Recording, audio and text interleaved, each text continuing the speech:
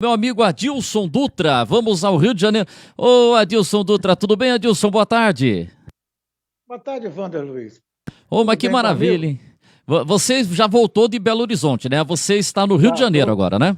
Estou em Campos dos Goytacazes, na minha casa, tranquilo, Opa, uma, canto, uma dor no ciático que, olha, não receito para ninguém. Pô, mas diz que essa dor, eu tenho um amigo que tá sofrendo com isso também, diz que essa dor aí é chata pra caramba, né? Diz que Não, não é dói. chata, não. É chata, não. É super, hiper, extraordinariamente chata. Mas o que que você faz aí? Esse meu amigo tá tomando uns remédios aí e tal, não sei o quê. É remédio ou tem que ir pra faca, tem que ir pra cirurgia? Não, não, não. No meu caso não é cirurgia, não. No meu caso já é antigo, já é aquela velha aquela velha tese que a 93 eu tive aí no Corinthians com o Célio Silva ainda jogava no Corinthians, o doutor Joaquim Grava. Grava, que descobriu. Isso aí é o antigo atleta que foi atleta e que não é mais. Então, como ele mesmo disse, é ferro com ferro, bate ferro com ferro, osso com osso, não tem mais musculatura, eu tenho que conviver com isso a vida inteira. E está tudo bem, estou convivendo, de vez em quando ela dói, de vez em quando ela chama a atenção e está tudo em paz. Vamos Pois, levando, amanhã eu tenho a consulta com meu amigo doutor Zé de Oliveira e vamos sofrendo um pouquinho, Vanderlei. Pois é, e você está falando de Campos, e para quem não está acostumado aí, Campos não está assim tão próximo do Rio de Janeiro. São quantos quilômetros até a 200 cidade do Rio de Janeiro? Vamos arredondar para 250 quilômetros. São 3 horas de viagem. Uhum. E aí é uma Fora cidade a estrada. muito. E é uma cidade muito importante. E quantas vezes eu escutava nas transmissões das rádios do Rio de Janeiro, o americano, né? O americano. Isso, Como é que tá americano, o Goitacás. Goitacás? Como é que tá o americano? Ainda joga bola ou não? O americano está parado porque ele disputou a seletiva, jogou a primeira divisão e voltou para a seletiva. Em fevereiro tem outra seletiva. E o Goitacás está jogando a segundona, a B1 do Rio. E está em terceiro lugar ou quarto lugar na sua chave. Classificam quatro para a segunda fase. E o Goitacás está jogando agora, aqui pertinho de casa também. É, E o futebol de Campos caiu muito, Wander. Caiu demais, muito mais, caiu muito. Tá? Aquele futebol que você ouvia, que você gostava de ver, não é mais aquilo, não. Infelizmente, o futebol hoje aqui. Para você ter uma ideia, nós éramos 6 emissoras de rádio fazendo futebol diário e cobrindo o Brasil inteiro, os dois campeões, um na Série C, outro na Série B, com o americano de Coitacá chegaram a jogar junto a taça de prata. E nós acompanhamos tudo. Hoje, nem rádio acompanha. Se tiver uma acompanhando, está muito bom. A decadência total do futebol de campo, mas total, total, total, total. Desde da morte do Eduardo Augusto Viana da Silva, nosso caixa d'água, o futebol de campos caiu no ostracismo e está muito, muito difícil de retornar. Muito complicado. Está mais complicado que a seleção do Tite. isso que eu ia falar, mas você falou do caixa d'água, e são dirigentes assim como a gente tinha aqui em São Paulo, eram criticados, mas Eduardo José Fará, Nabia Bichedi, Alfredo Meditieri, Ripoli, aí, por exemplo, aqui, ó, até o nosso amigo Adailton Bizuca Oliveira, Aí o eu, nosso grande Bizuca aqui, que foi presidente da Liga São Aqueles de Futebol, que é da terra do Adilson, de Miracema, o Caixa d'Água, Otávio Pinto Guimarães, Giulite Coutinho, eles eram polêmicos, tinha muita confusão, mas eles faziam parte do espetáculo, né, Adilson? eu reputo o seguinte, por exemplo, o doutor Eduardo. O Eduardo ele foi um dos grandes dirigentes do futebol brasileiro, um dos homens mais inteligentes do futebol brasileiro. E o homem não visava dinheiro, não queria lucro, não queria.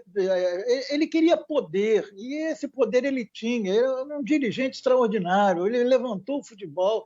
E se tivesse hoje, se ele tivesse sido presidente da CBF, eu tenho certeza que alguma coisa de melhor aconteceria. Mas era um dirigente do interior, era criticado. Então, como na época o Nabi aí também, por ser de Bragança, foi muito criticado, e os cartolas da capital não gostavam dele, os clubes não queriam, achavam que protegia o americano, protegia o interior, mas o interior, depois que o Caixa d'Água morreu, acabou também, morreu o futebol do interior com o falecimento do doutor Eduardo Augusto Viana da Silva. é uma figura folclórica, uma figura que faz falta do nosso futebol. Muita falta mesmo, Wander. É, o pessoal que dava entrevista sem medo. Hoje, para você entrevistar aí presidente de federação tal, é uma dificuldade. Só fala na coletiva, só faz pronunciamento, né? E esses entravam. Eu lembro que terminava lá uma rodada classificatória, entrava ao vivo na Bia, Eduardo Fará, e ele já falava: São Paulo e Corinthians, esse jogo vai ser em tal lugar. Esse ele já na hora, ele já fazia ali, já tinha, como eu falo, tinha muita reclamação, denúncias, mas a gente tinha um futebol ali mais vibrante. Aliás, eu já ouvi uma vez essa história, mas eu esqueci. Por que chama ele de caixa d'água? O que foi? Ele caiu de uma caixa d'água?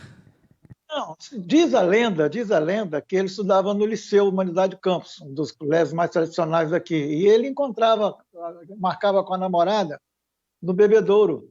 E para ninguém desconfiar, ele ficava ali bebendo água, bebendo água, bebendo água. Aí um dia chamaram a caixa.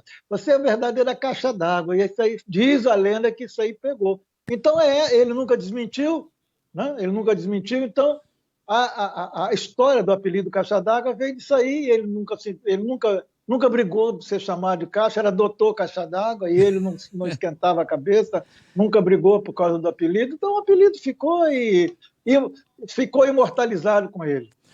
E outra coisa, hoje o presidente da CBF, eu até fui confirmar aqui, é ele mesmo, Rogério Caboclo. Pô, se botar a foto do Rogério Caboclo aí, sinceramente, vão falar que eu tô desatualizado, desinformado, mas olha, se ele passar perto de mim, eu não vou reconhecer que é presidente da CBF, viu, Adilson? Não, e comigo também. Aqui, o próprio Rubinho, que eu não vejo desde quando ele era presidente do Bangu, na época que eu era repórter de rádio, entrevistava Rubinho. Se o Rubinho, que o Rubinho que eu digo é o doutor Rubens Lopes Filho, que é o presidente da Federação do Rio de Janeiro. Se ele hoje adentrar ao estádio do Goitacás, se eu estiver lá, eu não sei quem é mais. Tanto tempo que eu não vejo, quanto tempo que ele se esconde também, é o cara que fica escondido nos bastidores. Então eu não vejo há muito tempo, como também não sei nem quem é Rogério Caboclo. Nunca tinha ouvido falar nesse caboclo, como dizia meu tio Iaponã, nesse caboclo, nunca ouvi falar. E é verdade. E outra coisa, e outra que você falou que você deve ter visto muito no Rio de Janeiro, e Castor de Andrade, hein? Esse é fantástico. Esse aí é estilo doutor Eduardo Augusto Viana da Silva. Castor tem histórias extraordinárias comigo. Eu tinha um carinho muito grande com ele comigo. Eu tenho um verdadeiro respeito pela memória do doutor Castor de Andrade, porque realmente foi um dos grandes dirigentes do futebol brasileiro. E esqueceu o que dizem, mas ele era o cara que fez o Bangu, o cara que colocou o Bangu no cenário nacional, só não foi campeão brasileiro em 85, o time de Curitiba era muito bom, mas o doutor Castor de Andrade era realmente um pai. O Marinho, por exemplo, esse que infelizmente faleceu há pouco tempo atrás, o Marinho era o cara que não perguntava qualquer um, Moisés, o próprio Neto foi jogar no Bangu, ele montou um timaço, era um dirigente carismático, um dirigente que vivia para o clube, que hoje nós não temos mais, tipo Vicente Mateus, mas isso, Modesto Roma e outras coisas mais, Modesto Roma pai, né? Você não se vê mais no futebol, Jorge Elal. É impressionante o que representavam esses homens para o futebol do Estado do Rio de Janeiro. Não, são coisas assim, olha, eu gostou a gente falar dessas coisas do futebol. Fala, vocês vivem de saudade, mas é bom a gente falar para contar um pouco. E o Rogério Caboclo, eu conheci o pai dele, Carlos Caboclo, que era diretor de São Paulo e fazia parceria lá, dupla com o Manuel Poço, né? Então, ele é lá do São Paulo, os dois, mas o filho, sinceramente, a gente viu aí uma ou outra vez apenas, né? E aí no futebol do Rio de Janeiro, né? Giulite Coutinho. Nossa, Otávio Pinto Guimarães, o Piteira, que chamava ele de Piteira, né? Esse também era uma figura, viu? Era uma simpatia. O Otávio era simpatia. O Otávio chegava no interior. Quando houve a fusão Rio de Janeiro com o estado do Rio de Janeiro com a Guanabara, o Otávio era o presidente. Então, o Otávio vinha muito ao interior. Ele, inclusive, em Miracema, ele foi lá inaugurar o estádio, fez muito futebol do interior. Otávio Pinto Guimarães era uma figura doce, uma figura educadíssima. Ele só tinha um defeito, o Vanderlei. Ele fedia a cigarro. Piteira. Fedia mesmo. Ele transpirava cigarro, aquilo saía pelos poros. Ele fedia cigarro. Eu não conseguia ficar perto dele. Era o único defeito do Otávio Pinto Guimarães. E outra coisa também, eram os dirigentes que todo mundo sabia que era o time deles. Mas não sei, aquele negócio. O Flamengo não gostava do Otávio porque ele era Botafogo, e o outro não gostava do Antônio Soares, o Antônio do Passo, porque ele era vascaíno, e aí vai, e depois o outro era Flamengo.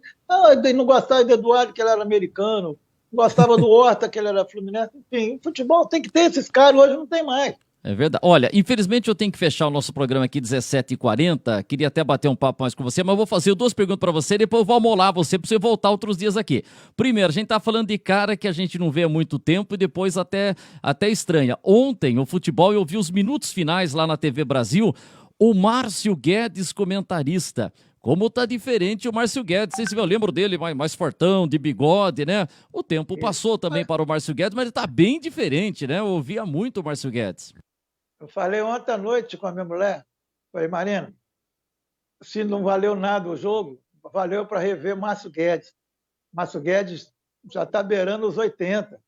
Márcio Guedes deve regular com o Zé Maria. Mas foi um cara que fez história no rádio, fez história na TV. E ouvir Márcio Guedes é bom demais, cara. Pelo menos você sente, você mata a saudade dos grandes jornalistas brasileiros, né? Coisa que a gente hoje, infelizmente, não tem mais, né? Mas valeu a pena. Se o jogo não foi bom, valeu pelo comentário do Márcio Guedes. E a última pergunta que eu faria para você aqui. E esta seleção brasileira, hein? Antes eu estava falando no começo do programa que amistoso do Brasil parava.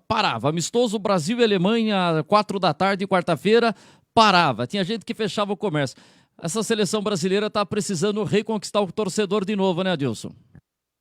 E vai ser difícil reconquistar, né? Porque ontem, por exemplo, eu falo uma coisa, aqui tem muita gente que às vezes fala que eu não gosto do Neymar. Eu não tenho nada contra o Neymar, muito pelo contrário, acho ele um craque, um jogador extraordinário. Mas o Neymar não tem carisma, o Neymar não faz a seleção gostar, o torcedor gostar dele. Enquanto nós tivermos jogadores desse naipe, que são bons jogadores, mas que não têm nenhum carisma, não se envolve com o torcedor não está nem aí. Está nem aí. Como eu, por exemplo, eu fui ver o jogo ontem por falta de opções. Por falta de opções. Senão eu não teria nem visto o jogo. É porque eu não tinha outra coisa para fazer senão ver o jogo da seleção brasileira. Eu estava vendo um filme e resolvi depois fazer. Vamos ver a seleção brasileira. E, olha, tá bom, eu gostei. Não vou dizer que eu não gostei, torci a favor, não torço contra. Mas o Neymar, agora estão endeusando, enaltecendo o Neymar, 3 gols, Neymar. Pô, pegou uma sobra e bateu 2 pênaltis. Nem tanto, né, Messi? Nem tanto, né, Messi? Mas o carisma da seleção está zero, o Vanderlei, zero, mas zero mesmo. Ele não agrada. E o Tite precisava de mudar um pouquinho, ser mais simpático, mais agradável, é muito arrogante, é muito professoral, muito sabe tudo, tipo aquele papai sabe tudo. Precisa de alguma coisa para fazer para cativar o torcedor de volta. A seleção brasileira precisa reconquistar o torcedor e o Isso. Neymar precisa conquistar, porque ele não conquistou ainda. Pô, Adilson, muito obrigado pelo bate-papo aqui. Desculpa ter ser meu na correria aí, mas eu vou amolar você outras vezes, que eu gosto muito de contar essas histórias do futebol. Pegamos um dia que você tá feliz, seu Flamengo ganhou, e vamos ver o que vai dar hoje aí. Estou preparado aqui para ver o Palmeiras agora. Tô vendo a Liga das Nações Europeias. Portugal e França estão ganhando, disputam no mês que vem, disputam a vaga. Vale a pena de ver. Daqui a pouco vai ver o Palmeiras torcer contra o Luxemburgo. Um abraço, Wander. Torcer contra o Luxemburgo, pô. Ele é da sua terra, é seu amigo, aí você jogou bola com ele, pô. Você vai torcer contra o Luxa, pô. Mas ele dirige o Palmeiras, pô. É por isso que eu torço contra ele. O Palmeiras é o nosso adversário. É o nosso grande rival hoje, é o Palmeiras. É isso aí. Obrigado, Adilson. Um abraço, hein? Um abraço, Wander. Um abraço para sua turma toda aí. Legal, muito bom bater um papo aqui com o nosso Adilson Dutra e a gente fecha aqui a nossa edição do Linha Aberta. Amanhã nós estaremos de volta a trazer mais informações, mais convidados para você. Se tentou o Zé Fernando aí, não estava online? Não conseguiu o contato com o Zé Fernando. Mas tá bom, amanhã a gente bate um papo aqui. Ela entrou aqui, o Zé Fernando agora, entrou. Ô Zé, falou que estava tentando contato com você e não tava conseguindo. Mas amanhã nós vamos bater um papo aqui com o nosso Zé Fernando, que amanhã nós vamos falar aqui de um reality show. Tá? Que vai ter aí em São Roque, é diferente, não tem aquilo de confinamento e tal, mas é uma coisa bem interessante, a gente vai trazer detalhes aí para você. Valeu, pessoal, um grande abraço, até lá. Este programa é uma produção independente e todo o conteúdo é de responsabilidade de seus idealizadores.